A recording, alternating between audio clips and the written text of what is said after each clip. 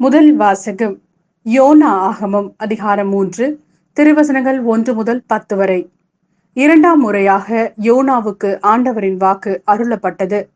அவர், நீ புறப்பட்டு நினிவே மாநகருக்கு போய் நான் உன்னிடம் சொல்லும் செய்தியை அங்குள்ளோருக்கு அறிவி என்றார்.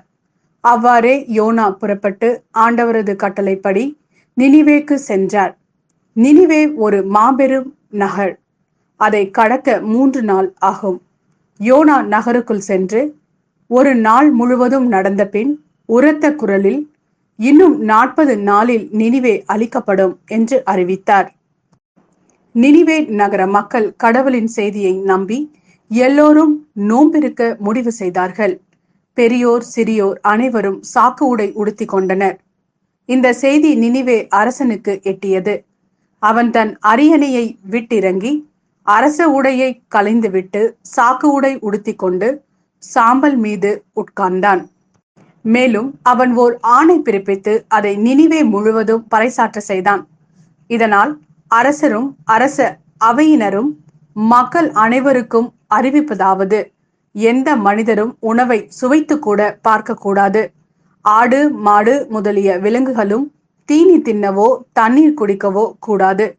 மனிதரும் விலங்குகளும் சாக்கு உடை உடுத்தி கொண்டிருக்க வேண்டும். ஒவ்வொருவரும் கடவுளை நோக்கி மன்றாட வேண்டும். தாம் தீய வழிகளையும் தாம் செய்து வரும் கொடும் செயல்களையும் விட்டொழிக்க வேண்டும். இவ்வாறு செய்தால் கடவுள் ஒருவேளை தம் மனத்தை மாற்றிக்கொள்வார். அவரது கடும் சினமும் தனியும்.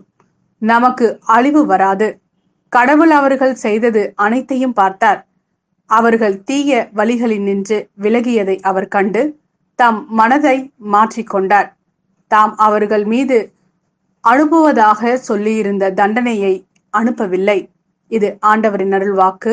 இறைவா, உமக்கு நன்றி. லூக்கா எழுதிய நற்செய்தி அதிகாரம் 11 திருவசனங்கள் 29 முதல் 32 வரை.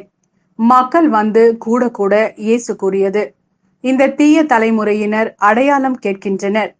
இவர்களுக்கு யோனாவின் அடையாளத்தை தவிர வேறு அடையாளம் எதுவும் கொடுக்கப்பட மாட்டாது. யோனா நினிவே மக்களுக்கு அடையாளமாய் இருந்ததை போன்று மானிட மகனும் இந்த தலைமுறையினருக்கு அடையாளமாய் இருப்பார்.